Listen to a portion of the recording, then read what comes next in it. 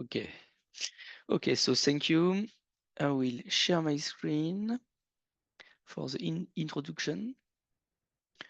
So I think this meeting will not be very long, but when we discuss what we want, we could stop. Full screen. Okay, let's go. So the quick agenda is I will start with a quick announcement. Just present you what I know about the staff exchange conditions, the topic, and then we can discuss, have some presentation, and then conclude with the next step to implement. So about the first announcement, it's about the next WheatIS annual meeting. So it will not be at PAG, the Plant Animal Genome Conference in January, but it will be in May during the IWC, the International Wheat Congress in Bologna. 6 other expert working group will also have their annual meeting during this conference.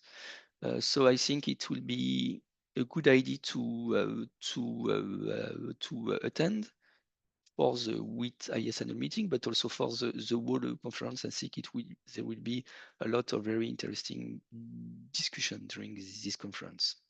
So I already have the date of the annual meeting. It will be the Sunday just before the starting of the IWC. So if you plan to attend IWC, plan to travel on Saturday or even earlier if you came from Australia. So you can be on site on Sunday, fresh for the meeting. Also, for this annual meeting, there will be a call for travel grants that will be made. I will make that in the coming months. I will have to discuss with the WheatIS initiative if we have to launch it before the end of the year or just at the beginning of next year for budget issue. But yes, I will launch a dedicated call. There will be one early career researcher travel award, and we also are thinking if we can open a travel grant for the senior researcher. So this is about the next WheatIS annual meeting, and we will also, I asked to have this annual meeting in a hybrid, so it will be possible to connect in the video conference, but yes, the time zone will be Italy. Is there any question about this next annual meeting? Some thinking, or it's okay for I'm you? not sure if I'll be able. I've decided I'm not actually going to go to PAG in January. I've just been traveling too much lately. Yeah. I may be able to be in Bologna then. Nice. But I need to check to see what else is happening. So it probably won't be till close to the time whether I can confirm. Okay, very nice. Yes, perhaps you will want to do other stuff in Europe if possible. Yeah, we've got quite a collaboration. So if we're going to travel all that way, it's worthwhile seeing a few different people. And for me, actually, it's better this arrangement because I wasn't planning to go to PAG, and Bologna is in my diary for next year. Okay, it's in your range of Well, travel. I will go, and it's easier for me to go anyway. It's Yeah. not far from where I am. Thank you. Yeah. Okay, so very nice. It will be the first time, and I hope it will be nice to have this annual meeting in Bologna.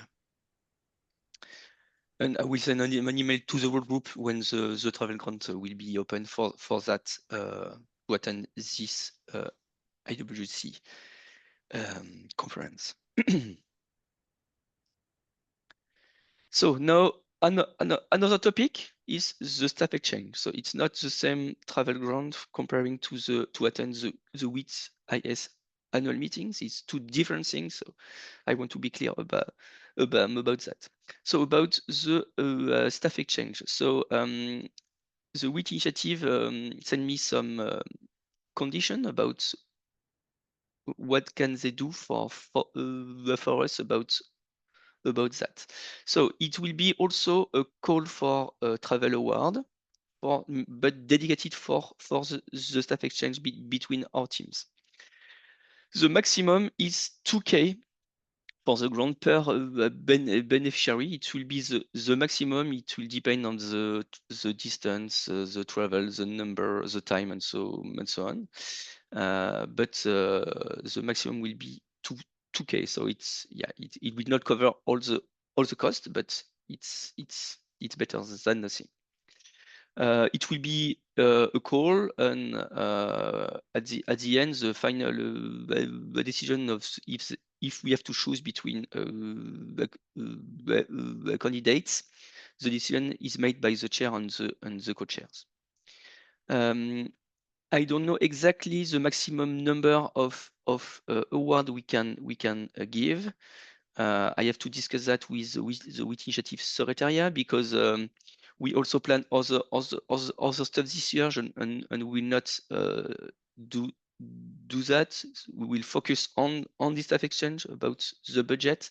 So perhaps we will be able to have 2, 3, perhaps 4 grants. We'll have to for beneficiaries. I will have to ask the exact number we can reach inside the WheatIS budget. And I will send you the slide also, but there is some requirements about what the travel awardee will have to pay the travel expense and then be reimbursed and so on. Some limitations. There is a lot of limitation, and we have to keep on the compliance with the initiative and GKI regulation, and that's why we have to set up that with the WheatIS Initiative Secretariat to be sure that we are on the good way, and that all is clean, and we know how to have the money, and so on. Is there any comment or question about that? No, it's okay. About the topic, so the idea we have is to target a first topic for this staff exchange, but we can think on other connecting topics if all the group are interested. The first topic we have in mind is about exploring the LLM for it, with for example all the work on the publications. It is something that have been presented in the last WheatIS annual meetings, and a lot of our teams are working on that. I know that Dave are working on that from many years. Also, the team from Key1 and from the people from Ensemble, Grangin, and so on and so on. So I think this subject, it's a good starting point. I received feedback from Sarah from EBI, and she highlights that at Ensemble they have also the possibility to host a visitor for a short period. They have a program called Geek for a Week, and they put us the link, so we can also, if we have some staff exchange with EBI, we can have, I think, both of the WheatIS Initiative travel grant and also have this scheme Geek for a Week as an additional grant. And also, yes, I already said that at University Western Australia there is some preliminary work, but also project that Dave are creating on this topic. So perhaps the best way is to give Dave and Monica the mic to explain more that they have started. Can I just ask a quick question before that? Yeah. So in relation to the travel grants, the idea would be that someone could come over to UWA for a certain amount of time. It's quite expensive here, but it's they might limit how long they can stay, but it could be quite valuable. And also, if someone was going to leave my group to go to Europe, presumably they could stay for a short time. It's INRAE and also a short time at EBI, so it wouldn't necessarily just to be one place. You could visit multiple places. Oh yes, perhaps I will have to ask the WheatIS initiative, but I think it will be possible. I think the issue is the maximum amount of money for the travel award, but after that, I think you can, if you have the right visa and so on, you can travel to see multiple groups. Yeah. So if EBI have funding to host someone for a week, then that could be added on, for example. Yes, of course. I think so.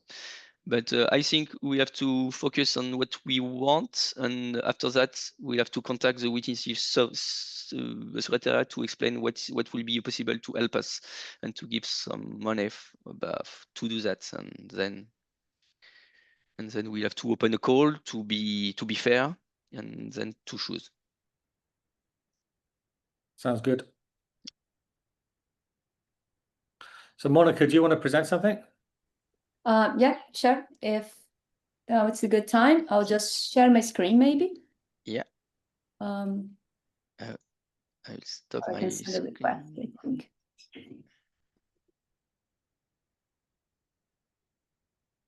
Okay.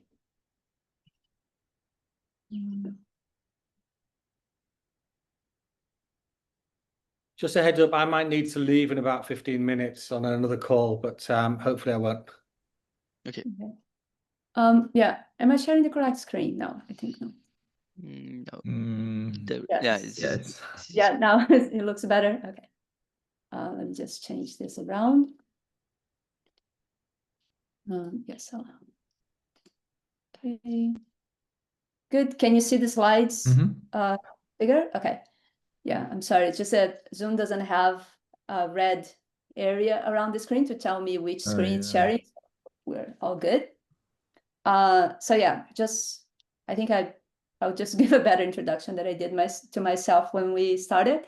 So I am a research fellow, like I mentioned. I worked with Dave during my PhD and did a short postdoc. But I now work on a different group, and we have this new project that was awarded.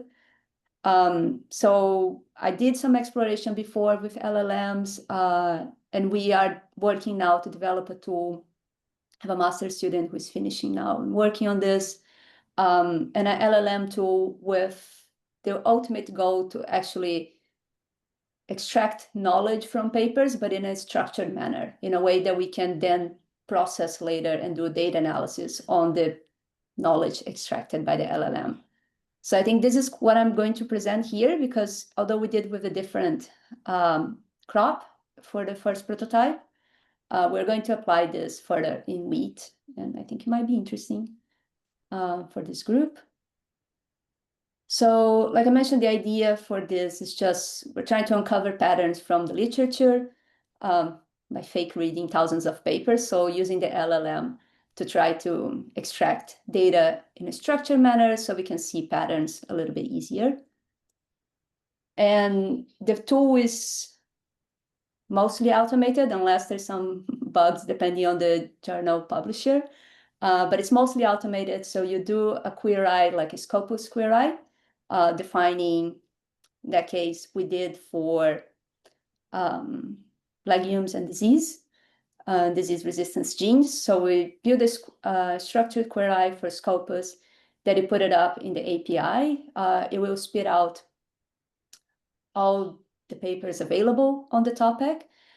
Then we have a couple of screening tools, which are automatic and just try to screen it by topic, try to take out things that are not really relevant, because even though we try to be very careful with this corpus query and the terms that we're putting in, there is always some medical research that seeps through and something that says legume and disease resistance, but it's actually a cardiology paper. So we have an automated method to kind of screen them out and things that are too much out of topic, which is also with an LLM, but a slightly simpler one. Once we have that table of papers that we want to download, then we use publishers' APIs and download the papers, format, and do the whole data extraction, transform all of them, into text, so they can go to the big LLM and do data extraction. And the whole idea is, because there's a lot of publications and it's a really large volume of data and papers, and all of them might have interesting information, but the data is unstructured and it's too hard to look at them, to have an overview of what's happening and have an overview of what people have reported. The whole idea is bringing this from unstructured to a structured format, which can then later be used in knowledge graphs or graph machine learning and things like that. So once we have the papers all transformed into chunks, they become this large library of unstructured chunk data, so pieces of the paper in text. And then we do and then they go through the LLM. The idea of the LLM is kind of using, well, same thing that we can do with ChatGPT or Claude or Gemini. So you send a full text and you have a list of questions of what do you want to extract from the paper. And the LLM will try to respond. And what we have worked more and has been, I think, the biggest concern for us is how those questions are responded by the LLM. Because if you have used any LLM for that, for just like trying to ask questions about a paper, they are mostly very unstructured, very chatty, say a lot of things that may or may not be in the paper to try to explain that to you. So we have worked a lot to try to separate them. And we have also a validation data set in which we did it manually so we can compare the responses. And we have been able to develop an LLM that gives an output that is, it's more in this format. So it has the extracted entities. So it has all the species that I mentioned in the paper, which relate to a separate entity dictionary that we built based on our data set. So we can use that to tag and find papers or things that are more related to our question or related to something that we want to explore more. We have all the genes mentioned, which are also extracted entities, which are in the paper. And all the questions that we have made for our LLM are outputted in this kind of JSON format on the side. So this is, for example, one of the example outputs that we have. So it gives the gene name, the species, the disease resistance, and will respond the questions for each paper. And we can use that to then try to give a bigger data analysis and a bigger overview of what our literature says. In this case, we're focused, like I said, on disease resistance. So we wanted to see which genes for which legumes have been observed, where, under which conditions, and try to relate to that, try to condensate the information we have, and then we'll hopefully provide that to Jackie, Jack Batley, which is Dave's wife and an expert in disease resistance. And then maybe they can make sense of what this actually can improve for the research. But the idea for this tool is mainly extracting these entities and being able to build a searchable process and a thing that you can actually analyze and build knowledge graph, like a directional knowledge graph, trying to put under which conditions those genes were observed to be related to the phenotype, things like that. So this is the prototype that we built with the master student that I mentioned.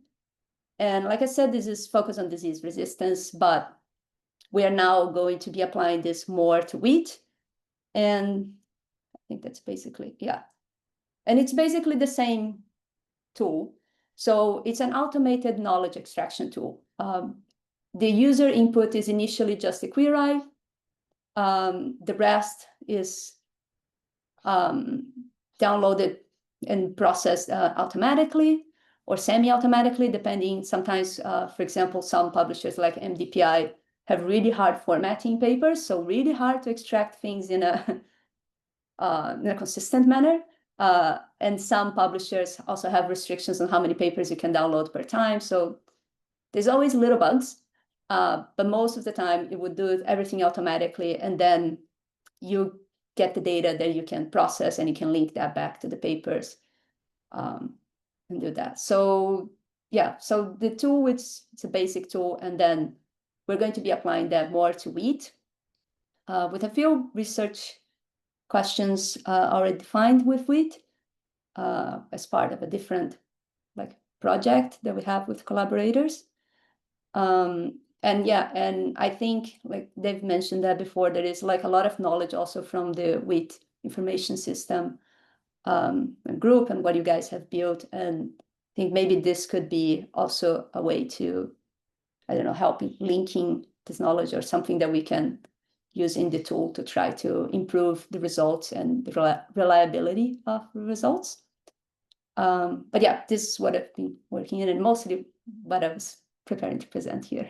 So if you guys have any questions, comments, or yeah, or if you think that's makes sense, yeah. I can see Kevin also is keen on asking, but hi, Monica. Nice to meet you. I have a couple questions because we're actually working on something very similar inside of Netminer. I don't know if you know Netminer. I think I've heard of, yeah. Yeah, I don't think I've seen, yeah.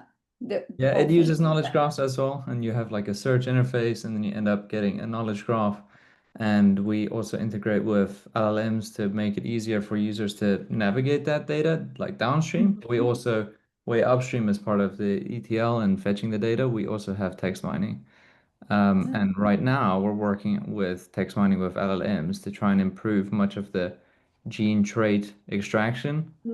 And so seeing this, okay, not this slide. I took a screenshot of your slide, so I'm looking at it on my other screen. But looking at, yeah, this slide, this one, yeah. was very interesting. Are you mostly extracting, I mean, you were talking about disease resistance in general, but this is now mostly showing us species and genes being extracted. Is this yeah, so it's disease resistance genes, and we're mostly focused on the LLR family. So those are mainly the questions that we tested. So we asked another researcher from Jackie's group to make a list of what they would like to inquire if they could like question all those papers, query all the papers. And the idea what they ask is like something that would help them relate the information across papers. It's knowing, for example, the species and then the variety that was used. So like which type of lentils, the disease resistance, if they have the species or the strain of the pathogen. So all different things like that. So this is just a set of some of the questions that we have extracted. But yeah, but I think it's more, yeah, sorry, it's more associated to what the questions were. Yeah. Yeah, I mean, I see you've got quite a bit of detail there that we don't really collect. But also your kind of searching is more narrow perhaps than what we're trying to do, at least right now. But I would be quite interested in seeing some of maybe the prompting that you've used and so on. And what kind of language model have you been using? Are you using something just off the shelf? So yeah, we've been using Llama. So Gemini is, from my experience and what we've been testing, so Gemini is a little bit better. Sorry, which one did you say you're using? I missed it. Llama. Oh, Llama, okay.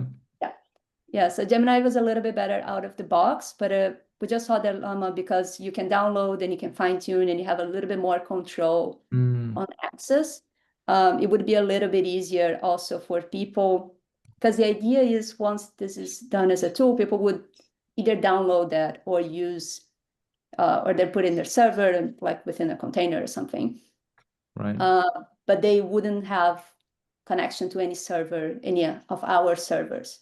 So we wouldn't have access to the papers that they download just because of publisher restrictions, or whatever information or documents that they want to put up. For example, if breeders decide to use it. So we just decided to go with Llama because of portability. But I don't know, have you tested different models or architectures? Yeah, we've done a lot of testing on different models. We find Gemini is good, and we also use Claude, Sonnet 3.7 for AWS Bedrock models. They're Nova models. They've got a medium large and then some even better ones on the American servers. And we had a workshop of AWS and we explored all of that. Generally, AWS models are just more expensive, but we use mostly off the shelf. Llama, it would be interesting for us also to try. I think just sort of running out of time with our current machine learning engineer. What compute do you need for the Llama models? Does it a lot of GPUs or? Yeah, I would say maybe, I don't know if it was just for the prototype, we work with optimizing, but to be fair, we're not particularly trying to make it, I think, cheaper to run. So we're using a supercomputer. I think at the moment, for the smaller Llama model, which is I think the 8 billion parameter, it takes the model itself has 15 gigs. So if you kind of like 100 gigs of RAM, it trains, but you do have to parallelize them and split. I'm sorry. What was the 15 gig number? Was that video RAM and then 100 gig of normal memory, system memory? Yeah. I mean, for the RAM, I think we were using 50 gigs with 8 GPUs or 16. But I mean, I think you can probably run with less. Do you know which GPUs? We're using AMD GPUs. Oh, really? I don't know. Yeah, that's the supercomputer decision. Quite surprising, really, right? They can't be very for this, right? I know it is. I wouldn't recommend, just because then you have to use a translator from CUDA because all the models are. No, I know. My personal computer has AMD in it, and it's awful if anything like this. Yes. Our supercomputer, our local supercomputer decided to change all their NVIDIAs for AMDs. I think they just got a deal for that. Yeah. It was quite annoying to adapt, but yeah. We have now H100s. I don't know how many, Kieran. Is it 6? How many have we got? I've got 8 servers, each has 8 GPUs, so yeah. So okay. Sounds like potentially a good use case for us to try something like that with Llama. And this 8 billion parameter model, is that okay? Is that no, that's pretty good. Okay. We're going to test, I think next step is testing, because we have another one with 70 billion. But that has been crashing our system, so we need to optimize that better, because apparently no matter how many GPUs we're throwing at it, it's not running. But I think that it might be better, just in case of after we fine tune, you might be able to learn the distinctions, like this small distinctions that we have between, the different entities, not exactly the species, but just trying to understand a little bit more the relationship between tissue phenotype, genes.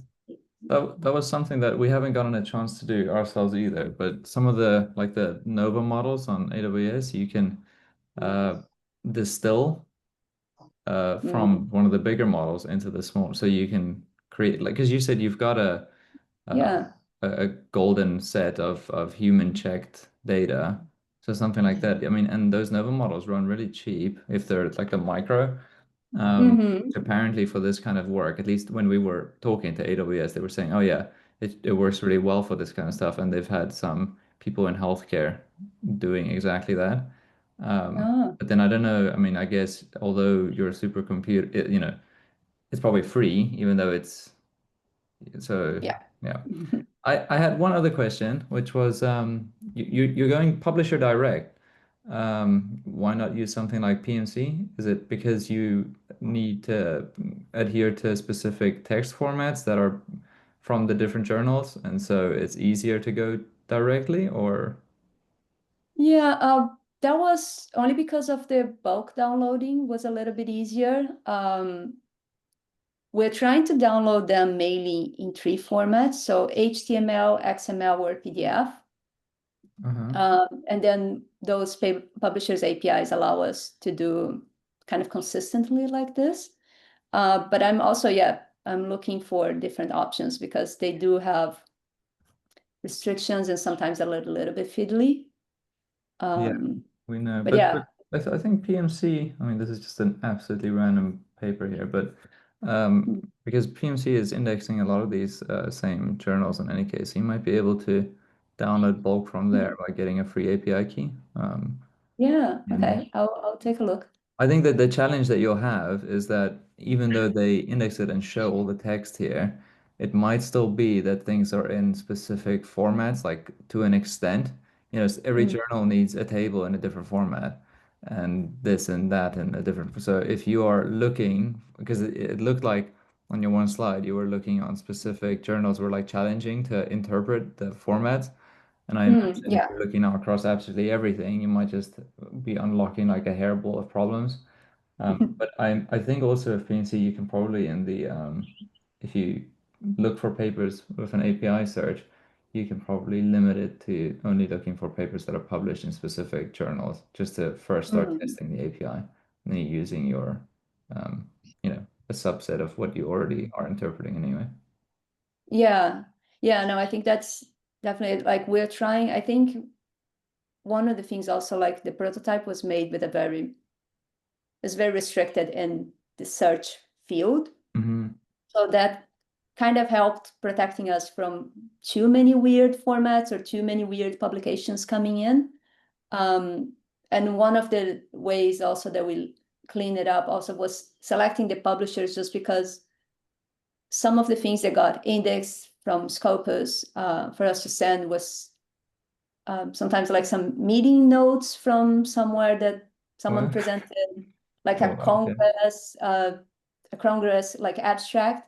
And then in that case, it's too small for us to be able to extract anything. And they would be in all different types of formats. So we try to limit the publishers in the beginning. But I think that's also maybe a little bit too limiting. I would like to maybe select more publishers, or maybe find another way that we can screen, still have some control on the format, but not be so take a look at that, because I remember even Kivan, wasn't it when Sam was looking at PMC that he saw that publications can also they're tagged by species and things like that. I think you can even do like a tax ID search. So there is some, I mean, you know, how good it is, I don't know, because we only sort of started looking at it, but we also mostly use just abstracts, so we go to PubMed. But you probably mostly want to look at full text, obviously. So yeah. No, this is good. I'll take a look at PMC. I don't think we've tested anything with it, which would be good. We're definitely, because we're downloading full text, it makes a little bit like we end up with a little bit more weirdness for from sure. the figures, or if the journals have different sections, how their sections are organized, all those kinds of things. Always brings a little bit more headache. But so far we worked for those publishers that we selected. It's working, but cool. But that's good. Thanks. Those are good tips. So we see that there is potential collaborations between you and NetMiner team at the UK. Perhaps it could be interesting to have staff exchange between you or discussions. Is there any other question or any other team, for example, Weilong, if you want to? 就是那个 SAPI 呢，没见过。SAPI 呢，没见过。Yes, there is a question on Weilong. Yeah, very nice talk. I just have two questions. One is I'm also wondering that because the large language model is very useful and we can gather lots of information.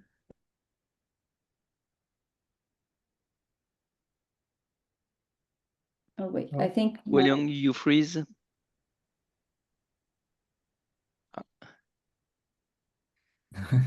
There is an issue with web network. There is, how could we Weiliang, curate... please, we lost you during 10-20 seconds. Can you please restart from the beginning when you talk about the potential of LLMs, please? Oh yeah, I just repeat it, right? Yes. Okay. So one question is that whether the structure. I'm wondering that the structure, the database would be more useful actually than the large language model, because the large language model might might lose the information when we add new information. Actually, yeah, like the brain might be renewed, refreshed. That's first one thing. Another is that how could we maintain the information curation for the specific area, such as for wheat community, because we should introduce some expert to let us know that how the gene IDs are actually the same, because sometimes we're using different gene IDs in different ways, but actually they point to the same one. Yeah, that's the two questions. Yeah, thank you. Those are good questions. I think so. For the first question, if I understood correctly, you were wondering because every time that you rerun the model or fine-tune the model, you run the risk of forgetting a part of the knowledge, right? Every time that you update it. Yes. So I think well, if I understood then correctly, so this model would be fine-tuned kind of once for the purpose of the research. So for example, if you start to work with wheat, it would be kind of fine-tuned for some of the questions, and then, or at least for the general area of those questions. And then after that, the model is frozen and it just reads the papers and extract information. So it wouldn't be updated the model itself, unless we want like new questions and that are getting some mistakes or something like that. Unless we start to notice some error coming up, the model would be kind of static and just extracting information.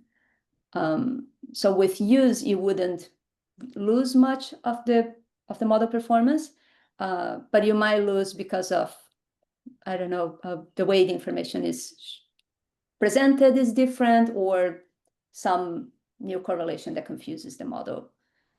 The second question is actually something I haven't thought about it, but it is important, particularly when you look at a big span, like a big time span, like 10 years of publication, 15 years of publication in this space. It is something that maybe we will have to start looking on how to try to address. What we have been putting is, for example, if we're looking at SNP locations or genes and things like that, to try to see if the paper always says the genome reference that he used, or if it gives any indication to the method, if it was an array, or if it's whole genome sequencing, like this kind of techniques to indicate. But yeah, I don't know how it would address actually those, for example, changing genes or changing locations or things that were maybe published earlier that were corrected over time. That is something to think about, actually. Yeah. I don't know if that is a database. Is that a database for linking like previous genes or SNPs or something to new markings, or it's just with the genome references? I'm not quite sure actually. Yeah. So I might just lost my link maybe, but the last question is that sometimes we when we writing the paper and different people have the different style for referring to the same genes. Yeah. So how do you work out like FHB1 and another gene like VRN1 or VRN-1, something like that? How could we figure out that they are actually the same gene or different genes actually? In those cases, so that wouldn't be something that the model will do. So it has the controlled entity with the genes, and then it would list all the different writings of that gene in the gene entity. So like kind of the list that I have on the side. So you can search for that, and then like use just a part of a keyword. It would give you back all the variations, and then you can look at all the papers or all the parts of that table that has those variations. Because the model, it outputs a JSON file, which I would probably almost immediately transform that into a table or a different format. So you can search and try to find their relationships. But the model itself probably wouldn't know those variations, and I don't think we will kind of like hard code them. Yeah. Yeah, I totally agree that the model will help improve the efficiency for us to figure out the genes. But I guess that we also need to introduce some expert to help us manually curate the information for the specific area. For example, we have introduced the wheat expert or maize expert or rabbit expert. Actually, yeah, it might be a wise way. Yeah. That's just a suggestion for long run. Yeah. Well, one of the options to do this is that that sort of data is already curated in a range of different databases. And one of the extensions we're looking to do after having the bibliography database is to incorporate indexing information from a range of other databases. So hopefully that will be captured elsewhere along the track, not at this first stage. But within this project, we are looking to extend it beyond publications, and databases such as grain genes and Gramine, I think, have a lot of this this information on equivalent gene names. So rather than going through and doing a lot of additional manual work now, build on what's already been done and bring that in, because that's probably more feasible in terms of funding as well.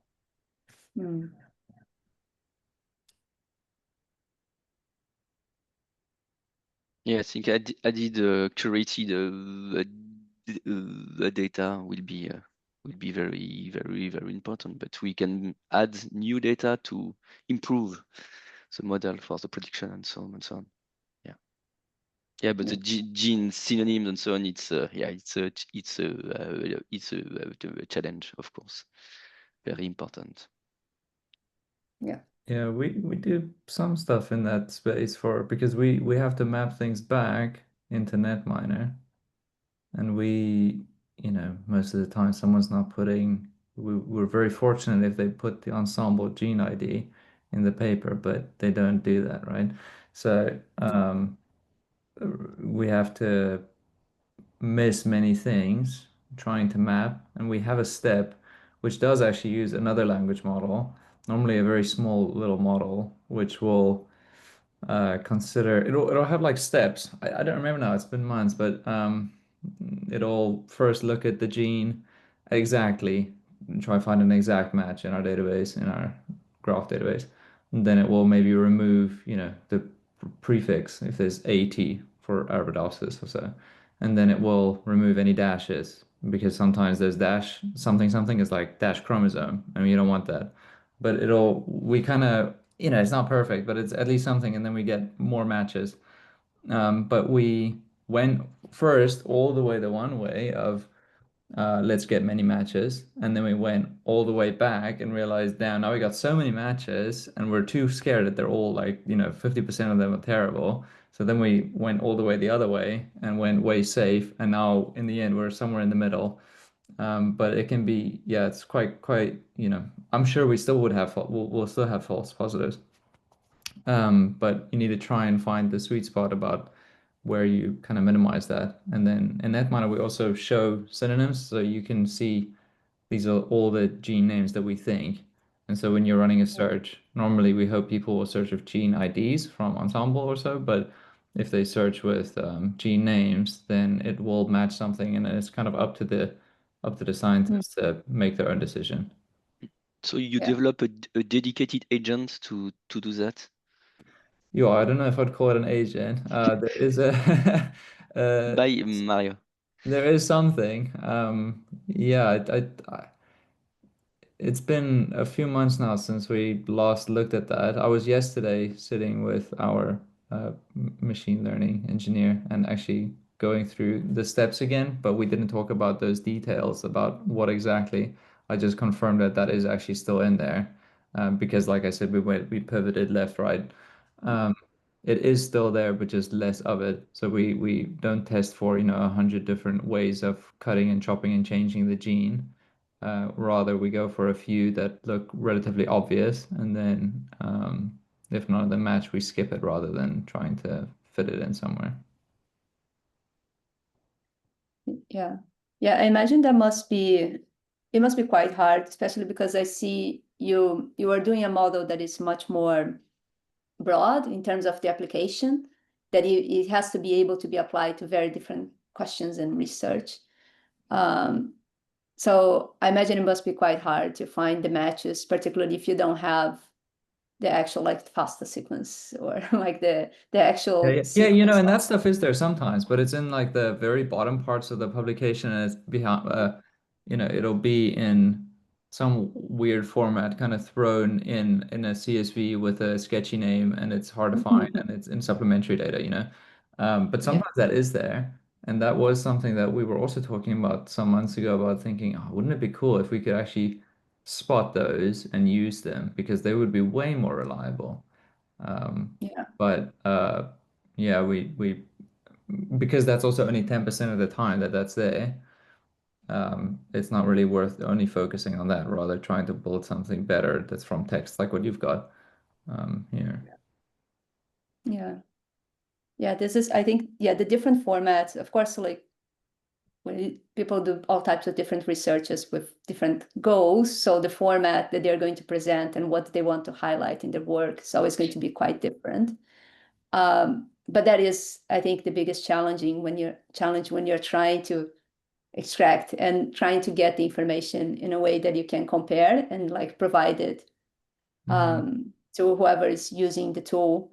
Because sometimes I think, so at the moment we're not using like figures. We have one collaborator in Melbourne that works with, so she is a computer science. I think she's an associate professor now.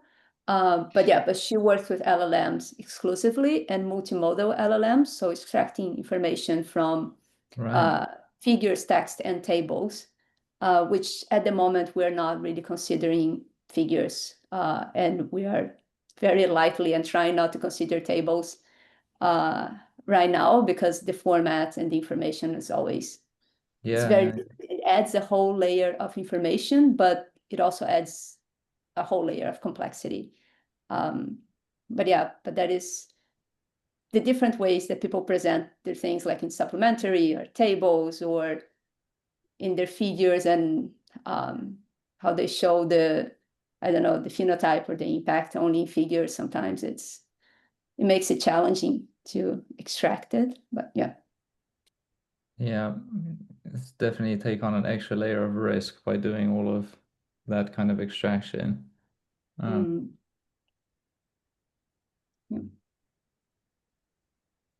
Okay, so thank you for the question.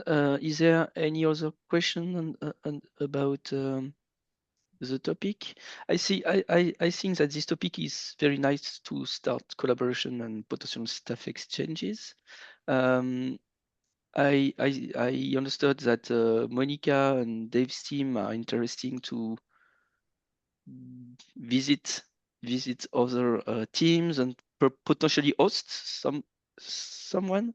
And I want to know if people from, for example, from a net miner will be also interesting to host or to send someone, or if it's not in your plan for the next future, what do you think?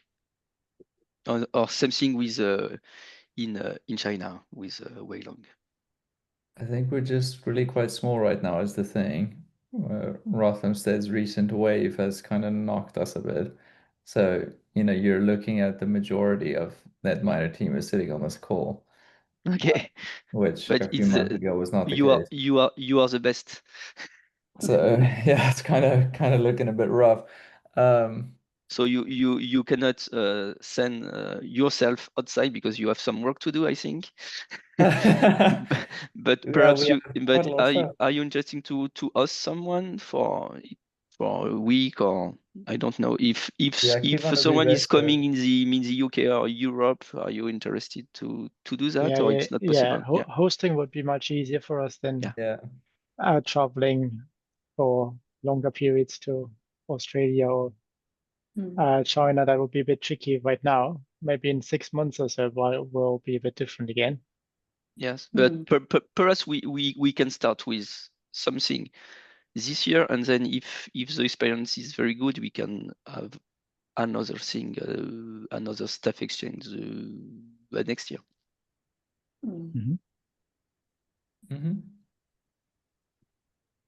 Okay, and in your team, Weilong, what do you think? What you are interested in means something?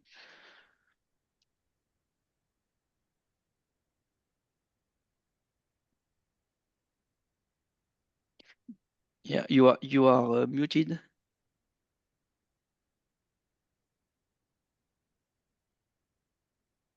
I think the network is not optimal.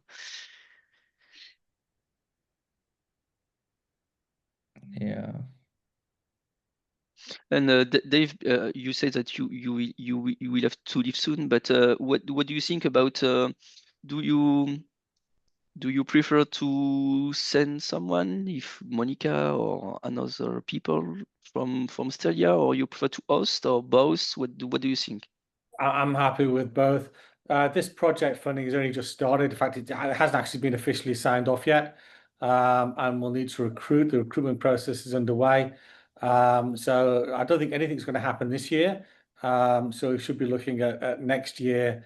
And we're happy to host and also happy to send people.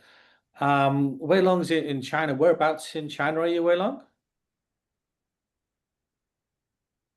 Hey, David. Yeah. So can you hear me?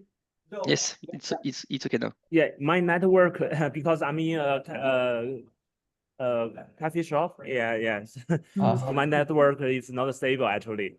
Yeah. Okay. So what's the question is I just applying. I plan go to the Italy conference. Yeah, next year. Yeah. But where are you located in Beijing? No, I'm in another province, Shandong province in China currently, but my university is in Beijing. Yeah. Yeah, okay. I'm on travel actually. Yeah. Okay, because I'll probably be in Beijing next year as well. So maybe we could arrange. Oh yeah, let me know before you come here. Yeah. So I would like to invite you to visit our group. Yep. Yeah, just send me the email. Sounds good. I don't have timing yet, but I'll be visiting at some point next year. Oh wow. Yeah. So I will treat you. Fantastic. Thank you. Yes, but the timing will also be about the staff exchange. The timing will be important also, I think, because there is a budget, is year per year. So if we plan to do something this year at the end of this year, because yes, we are already in September, or next year, we'll have to plan that. And and also Monica, you said that you are actually in University of Western Australia, but in January of next year you will start another position in Spain. Yes. And also, if you are interested to participate to this staff exchange, we will also have to take that into account. because it's not Yes, the yeah. it's not the same country, so it's not the same conditions for the wheat initiative and so on. So, but you are interesting to go to Europe and or anywhere else? What are your plans? Yeah. So yeah. So actually, I was going to ask you about the what's the impact of the countries, because I didn't know there was a difference depending on which country you are in. But yeah, so I'm only in Australia until the end of this year. Beginning in January, hopefully, if all visas get processed at a timely manner, I start my position in Spain at the IRTA, so which is a research institute connected to the Universidad Autónoma Barcelona. So I'll start that in January. I will still be working with, so I'm actually going to be working more with wheat as part of that position, and a little bit breeding with different fruiting crops. And yeah, I think that is going to be, I'll have to get there first and understand a little bit more of the group dynamics and timings, how it works with the institute. But I think I would be happy to visit others and do a little bit of an exchange, exchange information and what we're doing. And yeah, I think you will work maybe, on the LLM the topic and so on, or it will be different. Yeah. So I'll continue to work in the project with Dave. Like I said, it just started, so we're still going to get funding awarded. And I talked to them over in Spain. They also have a different, not LLM, but which is kind of a good combination. They had another project for the visualization of this kind of data extraction outputs. So that's quite interesting. So I imagine and you also we have to talk with Kiwan and Arne, because netminer are very, very advanced in this topic. Of visualization. It's the art of netminer. That's amazing, because I think the thing that I always focus more is building terribly looking like databases that look very daunting and weird to process. So I think this would be a huge improvement, and I'll look more into netminer also. But I think there is a possibility for like even hosting someone in the future. But also going around and visit would be nice. Monica, something else that we should also consider is, and it would depend on your position and what you're doing, but whether you actually join this group as well. It could be valuable. As a Spain representative, Exactly. Should be nice. Should be perfect. That would be good. Okay, so to wrap up a bit, we see that this topic is interesting a lot of you, and me also, because I can also host you from some weeks at Versailles in France. Because we're also working on that, and not so advanced, but yes, we also started to work on that. And also we have to talk to Tanner and also to Sarah at TBI and so on. So there is also people who are not attending this meeting, but interested. What also I have in mind is we probably have to target beginning of the next year. That's I understood about the timing. From Rosenstein, do you have anything in terms of the timing that could be important for you or not? In terms of when we're ready to host someone? Yeah. Sort of timing wise? No, I think from spring sort of next year, I'd say it's a good time for us. Okay. Spring, summer in UK is obviously nicer than cold, dark, autumn, winter time. So I think it will be nice to have that before the Bologna meeting in May, because if we have this section before the Bologna meeting, we could wrap up that during the meeting, and also to plan the next steps to move forward on the topic, to have some mutualizing for the whole WheatIS group and so on and so on. So the Bologna meeting is end of May, isn't it? Yeah, end of May. So I think beginning or perhaps not January, but not so late in spring should be nice to target. Okay. And okay, we'll see. To do that, we'll also have to consider if it will be a better way to have one people going to, for example, to the UK and so on, or if we target multiple people coming, and it will not be a real staff exchange, but not more kind of hackathon thing, or we have to see what will be the better to do, because if there are, Monica is interesting to go to the UK, but also someone from Wellham's team. If there is multiple people interesting, perhaps it will be more interesting for you to host all the people at the same time in kind of hackathon.